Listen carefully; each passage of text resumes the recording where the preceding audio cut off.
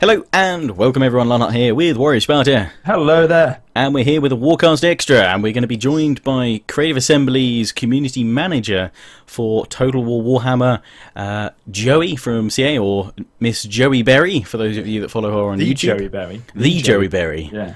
The berriest. I don't know if that's a thing. Yeah. So you might be thinking, hang on, where's Rambler?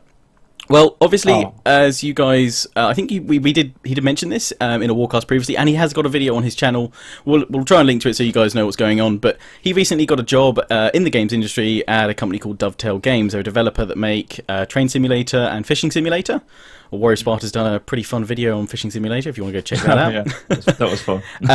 But obviously, because of that, because he works for a kind of another development studio, it means he can't be involved with kind of like preview stuff at Creative Assembly, unfortunately.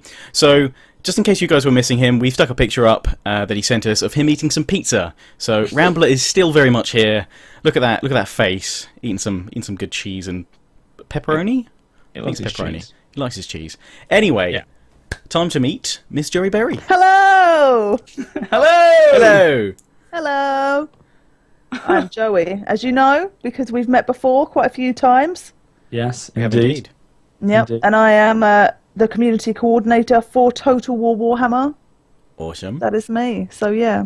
Fantastic. So yeah. Okay, I was going to say, well, what on a personal level, Joey, is your interest in Warhammer? Tell me a bit about where the love started. Oh, there's a long history. I mean, a brief overview of where this began. I have had my own YouTube channel. About 5 years ago, I started it on teaching beginners how to play and get into Warhammer tabletop.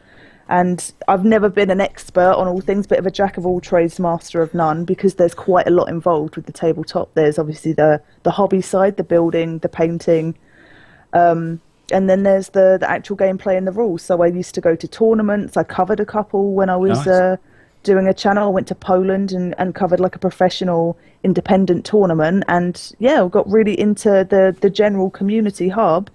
And that's pretty much how I got here as a community coordinator, from a lot of support from my YouTubers, the watchers, and I think good old Craig Laycock saw my videos and was like, awesome. She would be good for the job. For the and let's job, hope that I am. Yeah, I I'm guess sure you are. You can finally reveal your title after all these years. That's it. Yeah. Because didn't you start sort of when Rome 2 was out, or coming out, wasn't it? Because I remember seeing only a couple of videos before Rome 2 came out. So, yes, that's it. I think it was 2 months before Rome 2 was launched was when it started, and I think the second week everyone went to E3, so I was a bit like, guys, starting something really new. But it's been a crazy experience, and I think the benefit of having Rome 2 and Attila really built me up to this point now, so I'm very excited to start. To sort of look at how projects run in terms of the industry, and then you're prepped for, as you say, when Warhammer comes. So yeah. Exactly. Oh, cool. So, what has been going on since Warhammer's been announced earlier this year? What's been going on? Loads. We've obviously been to E3. Oh yeah. Where we showed the kind of a demo of the Blackfire Pass, Empire versus Greenskins, Orcs and Goblins, and that was really well received. Yeah. Really well received. And the press loved it. Yeah, and it's really a beautiful surrounding as well. I mean, it's quite a Blackfire Pass is a very historic moment in the history, and it's really where Sigmar, as the emperor at the time, fought alongside King Kurgan to kind of push back these orcs and goblins, and as a reward got Gormaraz, the Warhammer. Right. So it's really a huge moment. So this is part of the quest chains. If you've been hearing about this, I was just going to ask you this. This links into this. Yes. Yeah. So this is like how you can level up your lords and legendary lords, and to get them to this point where they get these kind of items. So, because we were talking about this before, and we were saying that obviously, you know, in Attila, it's sort of started now where you're going to get these scenarios that are coming up in campaigns like The Last Roman with Empress Theodora and Belisarius' wife, Antonia. You get these scenario situations that happen. Is that going to be established even more so within Warhammer, with you saying these quest sort of storylines that happen, that's sort of going to be developed on from that. Take it sort of Yeah, things. essentially, what Yeah. there is kind of in the grand scale of things. There's legendary lords and lords, and lords have this kind of their own skill trees that are strategical, tactical, and their own personal combat. So you can advance them that way. But with legendary lords, they're typically named, and that's where they've got these backstories and quest chains of which they bring you to this kind of the final point. Like Carl Franz, yes, Exactly. yeah. Okay, you just have this epic battle which will happen to get the reward of what it is that you're questing for, sort of things. Right. As always with Total War, it's a sandbox experience. I mean, Yeah. you don't necessarily have to do anything. Because but that element of those roleplay, options doesn't are it? there. Yeah, It- precisely. yeah. It is very different to the traditional historical Total War. Yeah. And while sometimes it's a little bit, this fantastical realm, this universe that is expansive and huge, is very different to our, Roman period shogun. This, Sure. very set in people's minds. But really, it's just history of a different form, just in a world that we don't know yet. The lore that's been made up from past. I mean, how long has it been I going love for? it. Has it been going since the 70s, Warhammer? Is it, how long has it been going? I think it started in the 80s, but Oh, it was 80s, like a yeah. rogue trader thing. So it was a real growth of a title, and the first edition was very different to what the most recent is now. So there's a lot of growth, and then 40k happened. So from a tabletop perspective, they've got these two universes that in some ways are linked, but very much separate.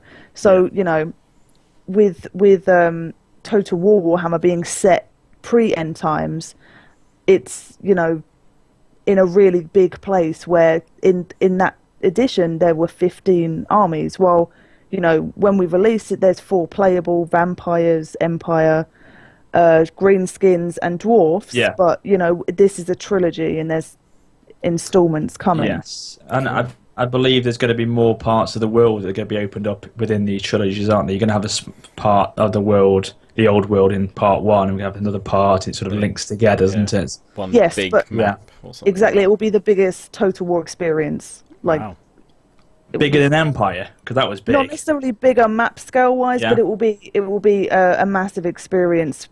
Branching across all of these worlds, realms, races, and Lovely. yeah, it's going to be epic, literally. Epic. Yeah. So, Lionheart, are you pondering there, you think? I am just pondering of lords and legendary lords, and With your dwarvish beard? It's getting there. It is. I mean, isn't it? I'm working on it. I'm working It on is. it. can I convince you to actually grow it out, like to a decent degree? Would that mess up your And then- personal life? Flat it. It'll mess up my personal life in that my girlfriend likes it about this level. This is kind Like of the beyond it now. yeah. This is like the pre-agreed level. Sadly, Well, I'm pretty good at plaiting. Would she be opposed to me putting in like some longer braids on Record the it. side? Record a video of it. It You know. would- maybe. I mean, I'm maybe. very up to Lionheart, turning into a dwarf. Yeah. I can work with that. And then you I'm could sure we do can some- arrange something. Yeah. Yeah, you could do some motion capture with them. Yeah. It'll be a lot of fun. Sounds I good to me. think definitely. So, Carl Franz sits on quite the mighty mount, Deathclaw. Does. He's a griffin, right? He's like a huge, tiger, but eagle-faced wings. Big wings, yeah. He's a beautiful, majestic creature, but he's not like the Demigryphs, which is kind of a lion-eagle Yeah. hybrid. He's got a tiger bum. Got some stripes in there, yeah. He does. He's a magnificent model, honestly. So, with that, is Carl Franz a feet on the ground infantry chap throughout the game, or can he toggle on and off his Deathclaw mount? Well, what he That's- can do is he can start on foot, and usually as you're playing Carl Franz from a beginning perspective, he'll be on foot. But when you get to a particular point in the quest, in the skill tree, in the quest chain, you can, unlock Deathclaw, but it would be either mounted or on foot. Or on foot? Okay. So this is the case for lords and legendary lords, where you can actually unlock specific mounts that then become available in the battlefield. Yes, special Yeah. abilities, magical items, and mounts can be unlocked as you progress in your quest chain.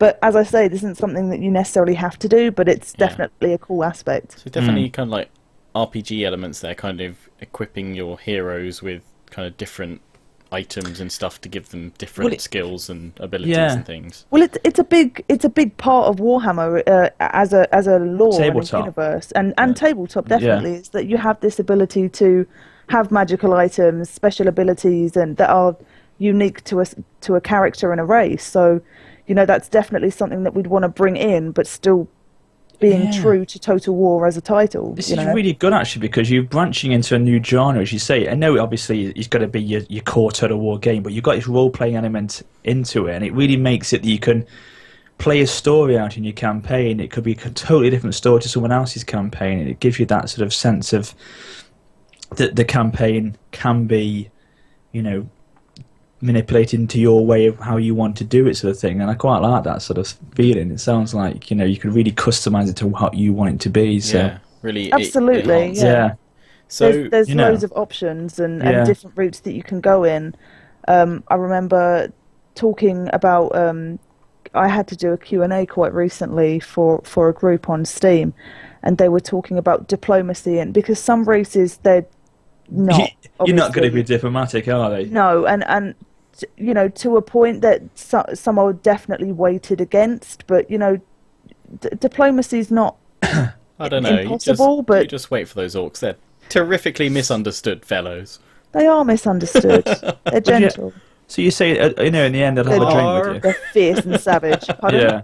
So they say they'd have a drink with you in the end, wouldn't they, sort of thing, if you... yeah, and then eat your face. Yeah, then, yeah. Come on, have a brew. No. Yeah. Yeah, that's it. I think in the tabletop, they're kind of, currency is teeth. Oh, plenty of them about, right? Yeah. They're, they like to just rip teeth out and beautiful. Wear it. You mentioned in the bio today that the Empire is on the brink all the time. It's on the brink of collapse through enemies coming in, internal politics and infighting. Is that represented quite well in the game in terms of how that will be difficult for you to manage that? Like a bit like a Western Roman Empire sort of scenario where you have to try and manage the great empire you've got and the struggle you'll have. Probably the Empire it's split into provinces. So is it? Yeah. Not all of those. From a lore history perspective, the Empire isn't necessarily sharing of its wealth. There are poorer areas, there are richer areas, and Altdorf being the main city is very much a kind of the beacon of the Empire. But it's, there's always warring races, and they're not always getting along. It's a difficult place and position to be in, I feel. Things that I've heard and read so far sort of suggest that as the Empire, you're going to have to sort of bring these other lords and houses together to unify the Empire if you're really going to be able to hold off the tide that comes against you, potentially.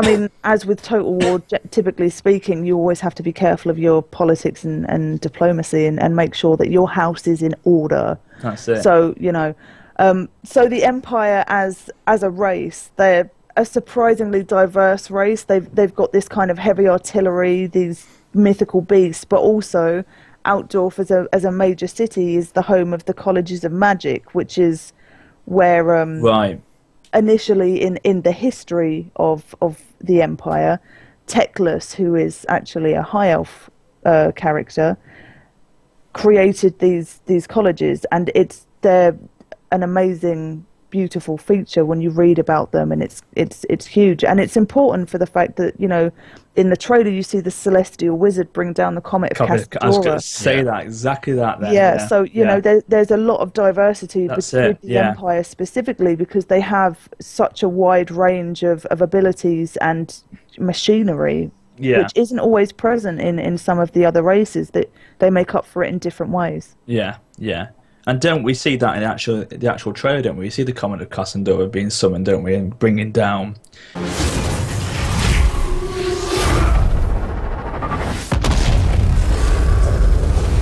It's a tremendous sight. And that's what I love about this. It's taken to the war to this incredibly new level of epicness, you know. And it's when we saw the E3 demo, we saw the foot of Gork coming down. You're like, oh my god! Yeah, I couldn't believe that demo. I mean, you guys have seen it, and you liked it, right? Loved it looked good. Cool. But we're going to be releasing that on the 30th of July as well. So for your guys, that's when we're planning to show you what we've been doing, because you know that for the press was a scripted demo. So we're hoping to be as representative to the game. But tomorrow's trailer, because we're kind of talking now, is going to be in engine rather than, you know, in gameplay footage, but we will see gameplay before the game is released. Absolutely. Awesome.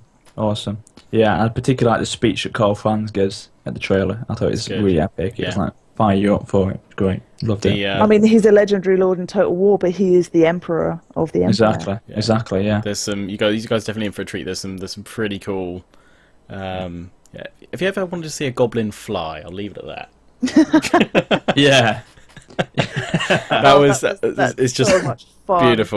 beautiful. It's diverse on another level. And, especially talking about the diversity of units, you guys will get to see that in that sort of in that battle. Yeah, a scripted battle there, because you get to see kind of a lot of the variety. I don't think either of us were expecting to see that kind of variety. That was it. That was some what of caught the me straight away. Machinery that they have.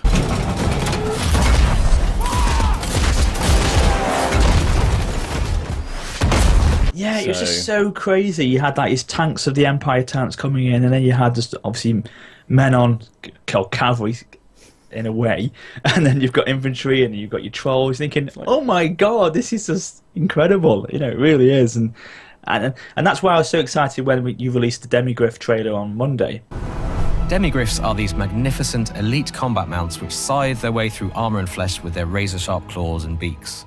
Because they caught my eye the instant I saw them on that E3 demo Their trailer. movement is so fluid. It's glorious. It's glorious. The I way hate you to say pace it, them. but realistic. I mean, I know they're Demigryphs, beasts, but you know, their kind of motion, they're prowling. If you took it as a tiger move, then it looks great, and it run across the battlefield. Definitely, guys. When you watch the stuff that's on the 30th, you said the actual gameplay's going to get that Battle of Blackfire Pass. That we saw. Keep a close eye on when you actually see the Demigryphs launch themselves into combat, I think is probably the right word. Very good point. Demis are a form of monstrous cavalry, and they have this kind of dense, lion-esque musculature. They leverage that mass to thunder into combat and spread fear amongst the enemy ranks. Interviews that we've seen before, you guys have talked about like the amount of animations and different skeletons of units, and not just to handle the variety, but also to kind of push it and bring it all to life in a way that's, you know, not been done in Total War before. Animation-wise, these things look pretty awesome. I was kind of expecting maybe a few things will look a little bit clunky, but just the scale, you'll see units this big. The spiders. What are the spiders called, Joey? Ragnaroks. Or there's you saw with the goblins, there's spider riders as well. So, the big one is the Arachnarok. Yeah. The Doom Divers. The Doom Diver, that's a brilliant. Kamikaze Doom Divers. The cavalry, that sense of heavy cav, that literally leaping into the infantry. It's just like, oh god, it's that sense of charge. It's great, really is good. Our animation team spent a long time studying the movements of these creatures, and the results are very convincing. The way they move really embodies that nobility and that sense of might that these elegant alpha predators display.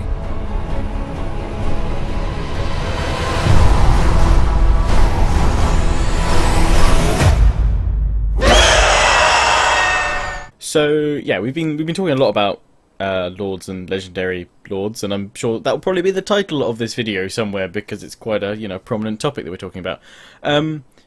Heroes as well, they're a thing. So heroes are a thing. What's different between all these different characters? Yeah. Okay, so lords and legendary lords act as your generals. Right. Lords have this, their own specific skill trees that can be strategic, tactical, or their own kind of personal combat. Whereas legendary lords are renowned characters within the Warhammer universe. these kind of named, such as Cole Franz, that can have these quest chains that you can unlock special abilities, magic items, and mounts. Heroes act a little like agents did in previous titles. However, there's a huge difference with the fact that you can actually put them into a battle. Oh. So their placement Nice. on the campaign map is very important for, certain battles. And their abilities are specific to, what race they are and who they are as characters. But they're acting similarly to agents, but heroes can kind of have these extra abilities. So by putting into the army, that gives the army those benefits, those buffs that they can Buffs, give to them. debuffs, that kind of thing. They can actually play a significant part on the actual battlefield. You can control them. They're there to actually be used and all that sort of jazz. Wow. So there are differences. I mean, there's always elements of the traditional Total War, and there always will be with the sandbox. Of course, yeah. Experience, Of course, yeah. Stuff like this does go to show how the fantasy universe is we're bringing in this universe and making it ours in a way, and making it a Total War Warhammer. You're not afraid to take out the barriers, really, are you? You're happy to go and be above and beyond and say, right, okay, well, we're dealing with Warhammer here. Let's keep to the tradition of Warhammer. Let's not let Total War and how we've been doing Total War before stop us from going further into what Warhammer's all about. And that's great, Well, That's it's good. about creating this, fantasy huge experience, but Exactly, as we've said before, we're not stopping historical. Oh yeah, seems- guys, if you're watching, they are still doing history. I mean, you don't have to play anything you don't want to, or you're not keen on. Absolutely. I mean, I'm going to do my best to convince you, obviously. The hype But, train will do that, as I said. Yeah. We're not stopping our traditional historical titles. I mean, we said it before, so I mean, I'll say it again. But we will. Certainly sounds like there's a lot of cool new features coming into Warhammer. Obviously you probably, I certainly can't say, but I hope that, I said in my kind of Attila impressions video, I was like, whatever they do next, just take the gloves off, and I think Warhammer gives you this opportunity to be as creative as possible.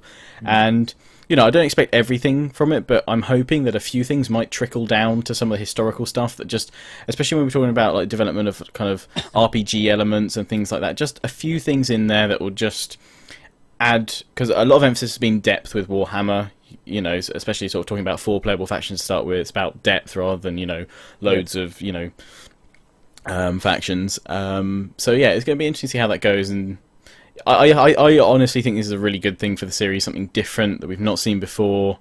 yeah, definitely. It is refreshing. It's new, and it doesn't really take away from the fact that we do have an impressive historical back catalogue, and we're hoping to, see that into the future as well. But as taking on something new for us, Warhammer is such a perfect universe to merge with and have together. I think it's just going to be amazing, and I literally can't wait to play.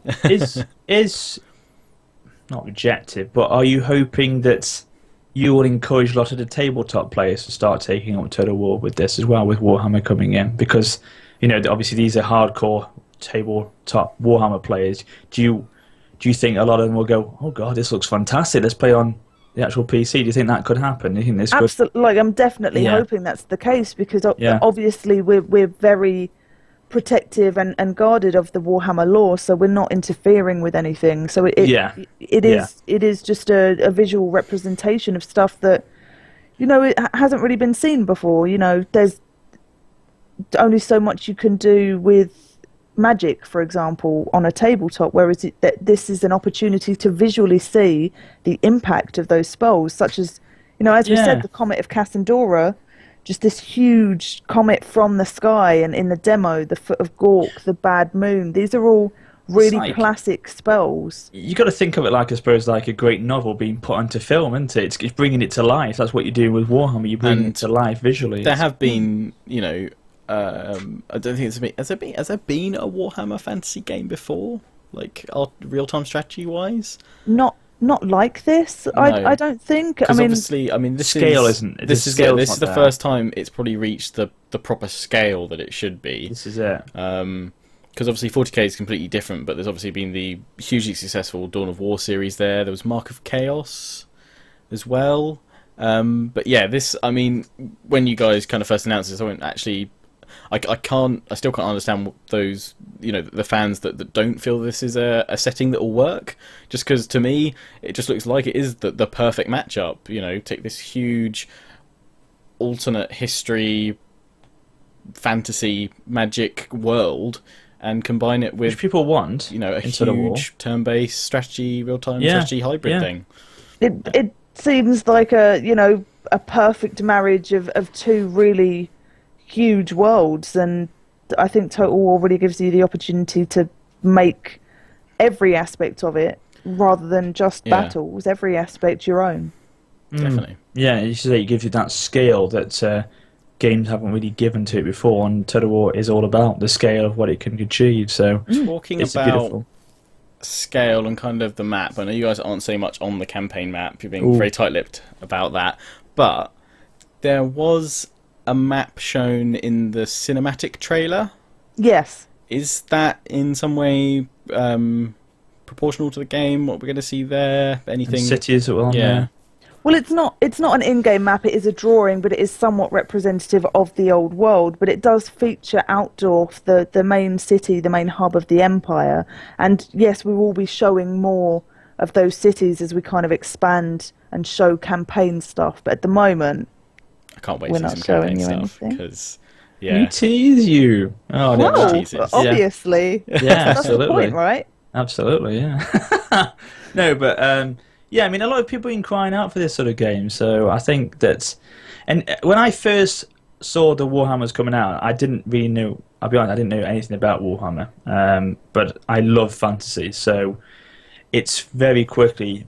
The more I'm seeing it, the more trailers I'm seeing, it's starting to really interest me a lot, and I'm starting to really get into it, and I think that will happen for a lot of other people. Well, I think you can't help but get into it as it goes along, and you start to look into the lore a lot more. From so. a little bit of the lore that Joey's already said in Seems great. this video, you know, it's not just like, I don't know, that there's not just like one period of like wars and stuff going on. There's not just one history. There's like so many different levels of it, you know, going all the way back to the foundation of the worlds and things like that. And it's perfect for a Total War game, isn't it? You've It's got to really have that rich deep history behind it. and of rich, course.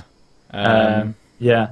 There's loads of stuff that's really going on, and with the vastness and diversity of all of the races, like in their entirety, there's so This much. is it, yeah. Can you clarify that for us, Joe? Because a lot of people seem to be concerned with them only having 4 factions. Mm-hmm. There's not enough depth there, but I don't think people realise, when you talk about the Empire, when you talk about the Greenskins, it's not just that, it's all the subdivisions below them, isn't it, and things like that. It's quite a lot of, in terms of faction, you know what I mean? There's deep internal issues with any race, with any area of expansive land, and that's, you know, definitely no different with Warhammer. That's where we've kind of got to at the moment, looking at lords, legendary lords, heroes, and a few other bits that we've sort of touched on there. So But at the moment, you say that, so Yeah. it could be more. More. We could be doing a bit more of this. couldn't soon, we? TM. But Soon, TM. you want to ask our subscribers, didn't you? Yes, viewers, people of Rome. No,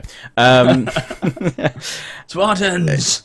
Sorry. anyone that has been watching this video, this episode of the Warcast Extra, if you have any questions about Total War Warhammer, feel free to throw them down in the comment section. Go crazy, ask as many as you want. Yeah. And as CA keep releasing more information, we'll get Joey back on here, and we'll do some like Q&A sessions with some of the questions you guys have got.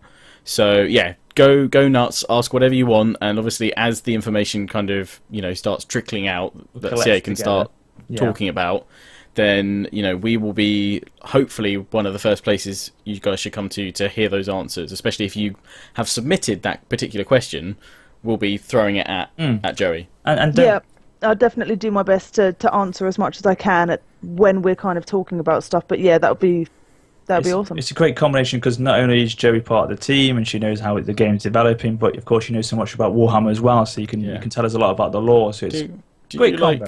tutorial sessions on like Warhammer lore. You should totally do that. Yeah. Back in the day, I did some pretty funny videos on that. I mentioned earlier the colleges of magic. Yeah. So there's many different laws of magic within the universe, and there's some pretty interesting ones. I think I dressed up as a goblin and an orc at Wow. a point. So yeah. Cool. Well, I think we should link Joey's YouTube's website down Yes, below. yes. Joey has a YouTube channel, so Check it out. Warhammer stuff. Yeah. I gotta say, a lot of it's old, as my primary focus is and will always be Total War Warhammer. But if you want to see some of the backlog, there is some kind of helpful Yeah. guides to Check it out. Check it out, Wicked. guys. But So- yeah, it's been really good having you on, and we'll have you on again. Definitely, I think we'll. Thanks for joining drag us. this on. Yeah, I'd love to appear. Just occasionally, I'll pop up. Yeah. And a puff of Just to give smoke.